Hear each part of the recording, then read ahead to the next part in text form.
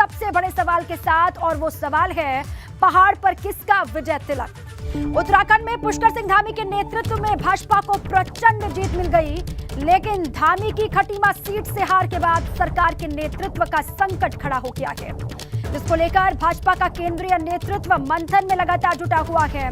और उत्तराखंड में भाजपा के सीएम कैंडिडेट को लेकर लगातार मंथन भी शुरू हो चुका है। और मुखिया की तलाश में आज केंद्रीय पर्यवेक्षक धर्मेंद्र प्रधान और पीयूष गोयल देहरादून पहुंचने वाले हैं, और यहां पर वो नवनिर्वाचित विधायकों से करेंगे बात और अपनी रिपोर्ट जाकर के हाईकमान को फिर सौंपेंगे, जिसको लेकर आज शाम को विधानमंडल दल की बैठक भी हो सकती है, ऐसी जानकारी देहरादून से मिल रही है। ये बड़ी खबर आपके सामने है। केंद्रीय पर्यवेक्षक बनाए गए हैं धर्मेंद्र प्रधान और पीयूष गोयल।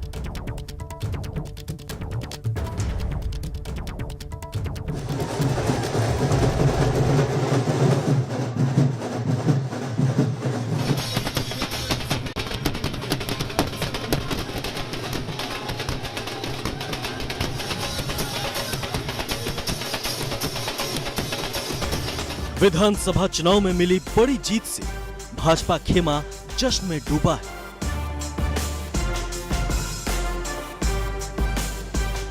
सारे कयास धरे के धरे रह गए, तमाम अटकलबाजियां ढेर हो गई और पहाड़ पर फिर से कमल खिल गया। मगर सबसे बड़ा सवाल यह है कि सीएम धामी खुद अपनी विधानसभा सीट पर चुनाव हार गए। अब सवाल यह है कि पहाड़ का मुखिया कौन होगा।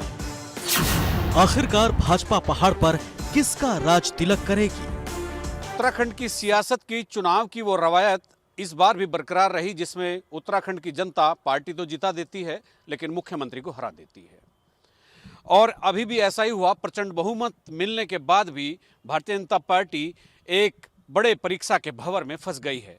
उसे अपने मुख्यमंत्री के लिए किसी एक नेता का चयन करना है, और वजह यह है कि पार्टी को बहुमत तो मिला, लेकिन जिस युवा चेहरे पर पुष्कर धामी पर चुनाव लड़ा जा रहा था, वो अपनी विधानसभा खटीमा से चुनाव हार गए हैं, और चुनाव भी वो 7,000 से भी ज़्यादा वोटों से हारे हैं।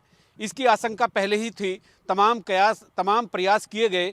मुख्यमंत्री ने मतदान से ठीक 2 दिन पहले समान नागरिक संहिता यानी कॉमन प्रोसीजर कोड का भी एक घोषणा की कि हम एक कानून बनाएंगे, समान नागरिक संहिता उत्तराखंड में सरकार आने पर लागू होगी। सवाल ये भी है कि जब सीएम धामी खुद अपनी सीट पर जीत नहीं पाए, तो क्या उन्हें फिर भी हाईकमान सूबे की बागडोर सौंपेगा। जिस चेहरे के नाम पर भाजपा ने विधानसभा चुनाव लड़ा है, क्या पहाड़ की जिम्मेदारी उसी को सौंपी जाएगी। भारतीय जनता पार्टी के शीर्ष नेतृत्व के लिए उत्तराखंड में मुख्यमंत्री की पसंद के लिए 3-4 विकल्प हो सकते हैं, और उन 4 विकल्पों में सबसे पहला विकल्प और सबसे सस्ता विकल्प यही है कि पुष्कर सिंह धामी को दोबारा मुख्यमंत्री बना दिया जाए और कोई एक सीट खाली कराकर 6 महीने के भीतर उन्हें विधानसभा की सदस्यता दिलाकर विधानसभा में भेज दिया जाए। या फिर भाजपा मुख्यमंत्री के लिए कोई नया फॉर्मूला निकालेगी। अगर ऐसा हुआ तो वो चेहरा कौन है जिसे देवभूमि की कमान मिलने जा रही है। आखिरकार हाईकमान किसे पहाड़ की कमान सौंपने जा रहा है। दूसरा पार्टी के साथ एक विकल्प ये होगा, उसके सामने एक बड़ा विकल्प ये होगा कि विधायकों में से किसी को चुनकर मुख्यमंत्री बना दिया जाए।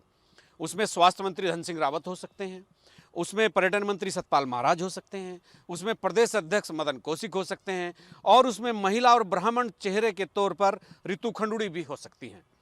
और वो तमाम विधायक जो चौथी और पांचवी बार जीतकर लगातार सदन में अपनी उपस्थिति दर्ज करा रहे हैं, 4-4, 5-5 बार जीतकर विधानसभा पहुंच रहे हैं, उनमें से भी कोई एक पसंद पार्टी के भीतर हो सकती है। पुष्कर सिंह धामी अपना चुनाव जरूर हार गए, पर उनके नेतृत्व में भाजपा की फिर से धमाकेदार वापसी हुई है।